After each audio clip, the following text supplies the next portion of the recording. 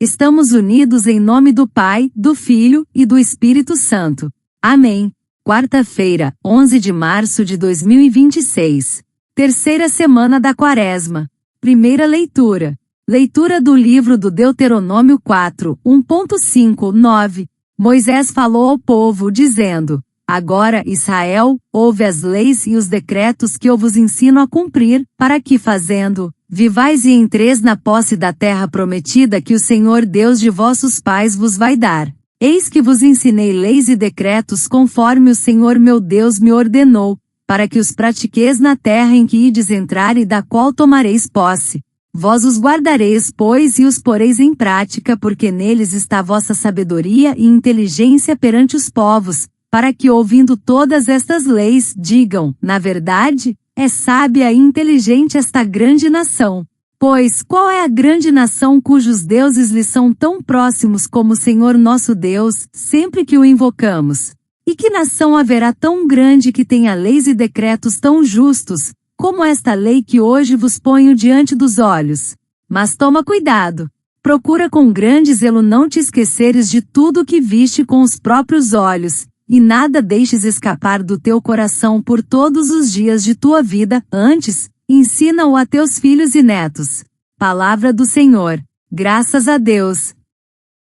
Salmo 147. Glorifica o Senhor, Jerusalém.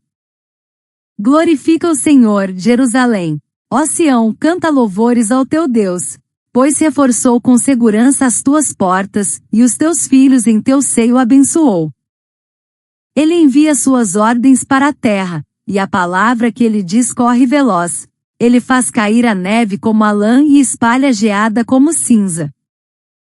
Anuncia a Jacó sua palavra, seus preceitos e suas leis a Israel. Nenhum povo recebeu tanto carinho, a nenhum outro revelou seus preceitos.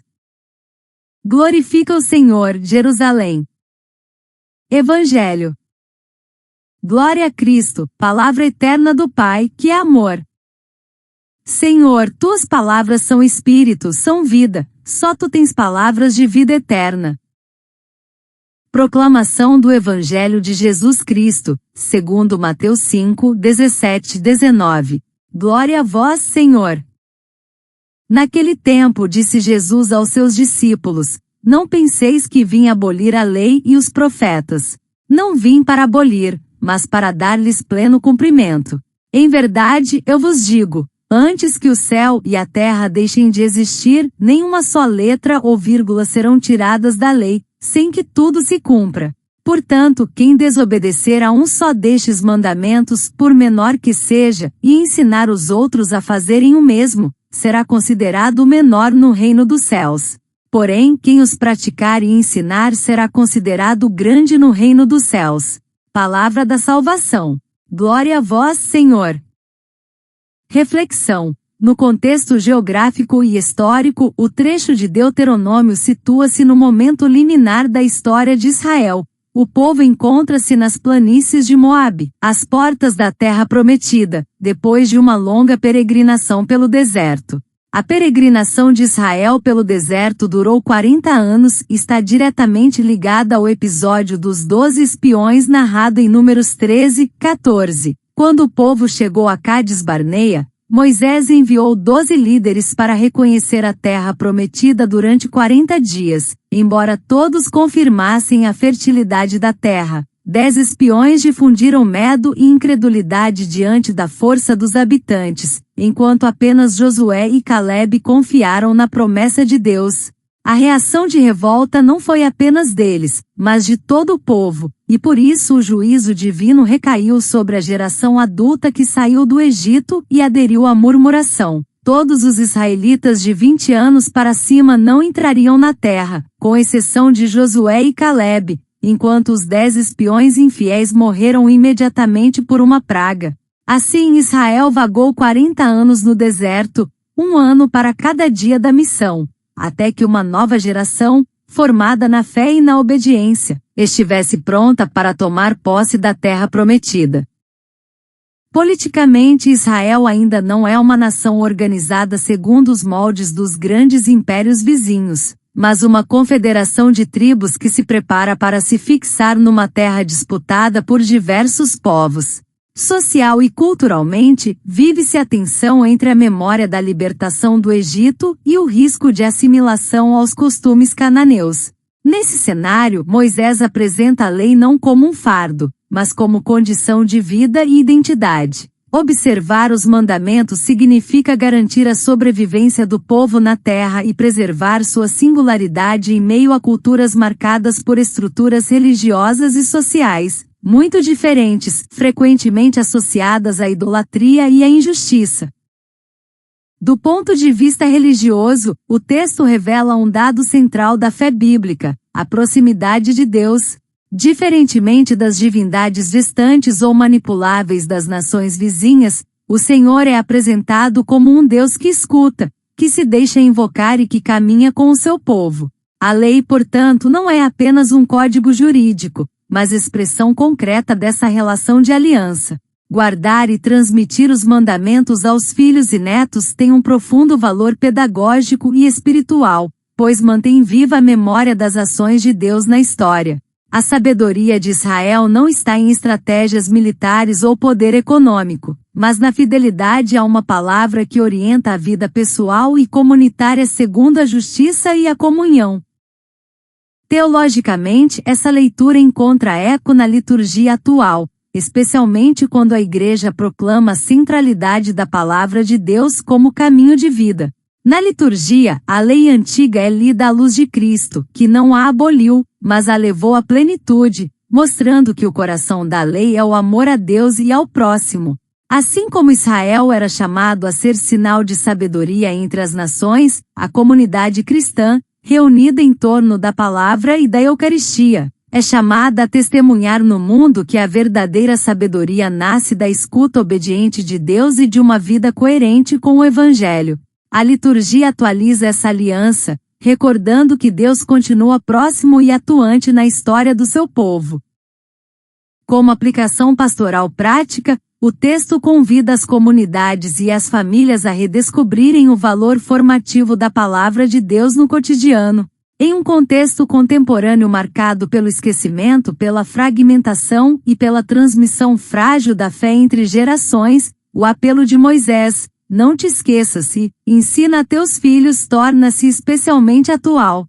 Pastoralmente, isso se traduz em incentivar a leitura orante da Escritura, a catequese enraizada na Bíblia e o testemunho de vida coerente dos adultos como primeira forma de evangelização. Viver os mandamentos hoje significa cultivar relações justas, solidárias e misericordiosas, tornando visível, na prática pastoral e social da Igreja, que Deus continua próximo de seu povo sempre que é invocado com sinceridade. O Salmo 147 retoma e aprofunda, em chave orante e litúrgica, o tema central da primeira leitura do Deuteronômio, a proximidade de Deus que se manifesta por meio da palavra e da lei.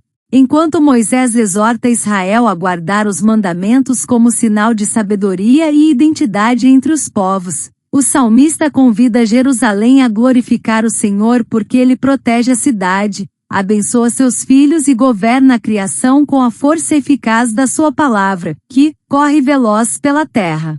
O ponto culminante do salmo está na afirmação de que Deus revelou a Jacó seus preceitos e leis, privilégio concedido a nenhum outro povo, estabelecendo um vínculo direto com DT4, onde a lei é apresentada como dom amoroso e não como imposição. Assim, a comunidade que canta este salmo reconhece que a segurança, a vida e a bênção não vêm apenas de muros ou estruturas, mas da escuta e da fidelidade à palavra divina, que ordena o cosmos e, ao mesmo tempo, orienta a história do povo eleito.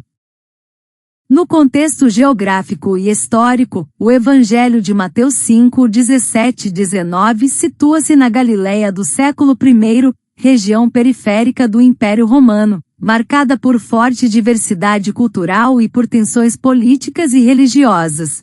O povo judeu vivia sob dominação estrangeira sem autonomia política, e encontrava na lei de Moisés um eixo fundamental de identidade, resistência e esperança.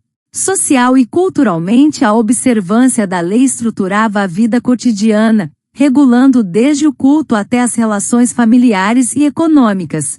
Religiosamente, havia diferentes correntes de interpretação, como fariseus, escribas e saduceus, muitas vezes em disputas sobre o modo correto de cumprir a lei. É nesse ambiente que Jesus fala, consciente do risco de ser interpretado como alguém que rompe com a tradição de Israel, e por isso afirma com clareza que não veio abolir a lei e os profetas, mas levá-los ao seu pleno cumprimento. Teologicamente, a afirmação de Jesus estabelece uma continuidade profunda com a revelação do Antigo Testamento, especialmente com o Deuteronômio, onde a lei é apresentada como dom de vida e expressão da proximidade de Deus. Em Jesus, a lei alcança sua plenitude não pela simples repetição das normas, mas pela revelação do seu sentido último, conduzir à comunhão com Deus e ao amor concreto ao próximo. Ao afirmar que nem a menor letra da lei passará sem que tudo se cumpra, Jesus reafirma a fidelidade de Deus à sua palavra e mostra que o cumprimento não é meramente legalista, mas existencial. Na liturgia atual, este evangelho recorda à Igreja que Cristo é o critério hermenêutico da lei. Hermenêutico é um adjetivo derivado de hermenêutica, termo que designa a arte e a ciência da interpretação. Em sentido teológico e bíblico, algo hermenêutico refere-se ao critério ou método usado para compreender corretamente um texto, levando em conta seu contexto histórico, cultural, linguístico e religioso, a fim de alcançar o sentido pretendido pelo autor. Assim, quando se diz que Cristo é o critério hermenêutico da lei, afirma-se que à luz de Jesus que a lei e os profetas devem ser interpretados em sua plenitude e sentido verdadeiro, evitando leituras reducionistas ou distorcidas. Em Jesus, a palavra se faz carne e se torna vida vivida, ensinada e transmitida. Como aplicação pastoral prática, o texto desafia a comunidade cristã a superar tanto o relativismo quanto o moralismo.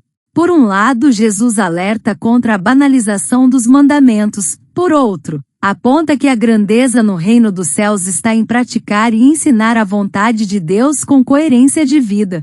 Pastoralmente, isso implica formar cristãos que não apenas conheçam a palavra, mas a encarnem no cotidiano, tornando-se testemunhas credíveis do Evangelho na família, no trabalho e na sociedade. Em um mundo marcado por fragmentação ética e perda de referências, a fidelidade ao ensinamento de Cristo, vivido com misericórdia, justiça e amor, torna-se um serviço essencial da Igreja, que à luz da liturgia, continua a proclamar que a lei encontra sua plenitude não em normas abstratas, mas na vida transformada pelo encontro com Jesus. Irmãos e irmãs, a palavra de Deus nos conduz a perceber que a fé bíblica não se reduz a um conjunto de normas, mas é uma resposta viva a um Deus que se aproxima, fala e caminha com o seu povo. No Deuteronômio, a lei é apresentada como caminho de vida e sabedoria. No Salmo, essa mesma lei se transforma em louvor agradecido por um Deus que protege, sustenta e revela seus desígnios. No Evangelho, Cristo mostra que essa revelação alcança sua plenitude quando é vivida e ensinada a partir do coração. Assim, a liturgia nos chama a uma fé coerente, na qual escuta, memória e prática se unem. Ouvir a palavra, guardá-la no coração e traduzi-la em gestos concretos de fidelidade. Para a vida cristã de hoje, isso significa deixar que o Evangelho ilumine escolhas, relações e responsabilidades, tornando cada discípulo um testemunho vivo de que a verdadeira grandeza no reino de Deus nasce da obediência amorosa à palavra que gera vida. Oremos, Senhor nosso Deus que falas no silêncio do deserto e no louvor da cidade, nós te bendizemos porque a tua palavra é vida e caminho seguro. Tu nos ensinaste leis que não aprisionam, mas libertam, e gravaste no coração do teu povo uma sabedoria que nasce da escuta e da fidelidade. Como Jerusalém, glorificamos o teu nome porque fortaleces nossas portas frágeis, sustentas nossos passos vacilantes e fazes correr pela terra uma palavra que tudo ordena e renova. Em teu Filho, palavra eterna feita carne, reconhecemos o cumprimento de todas as promessas. Nele, a lei deixa de ser apenas escrita e se torna vida oferecida, gesto de amor, verdade vivida até o fim. Dá-nos um coração atento para não desprezar o que é pequeno aos olhos do mundo, mas precioso diante de ti. Ensina-nos a praticar e transmitir tua vontade com humildade, para que nossa vida seja anúncio silencioso do teu reino. Recebe, Senhor, esta oração como resposta de um povo que deseja caminhar contigo. Guarda-nos na memória viva da tua palavra para que não nos percamos no medo nem no esquecimento, e faz de nós testemunhas do teu amor no cotidiano. Que nossa fé se torne louvor, nossa obediência se transforme em serviço, e toda a nossa vida cante, com alegria, a tua glória. Ave Maria, cheia de graça, o Senhor é convosco, bendita sois vós entre as mulheres, bendito é o fruto do vosso ventre, Jesus. Santa Maria, Mãe de Deus, rogai por nós, pecadores, agora e na hora da nossa morte. Amém. Louvado seja nosso Senhor Jesus Cristo. Para sempre seja louvado. Continuamos unidos em nome do Pai, do Filho e do Espírito Santo. Amém.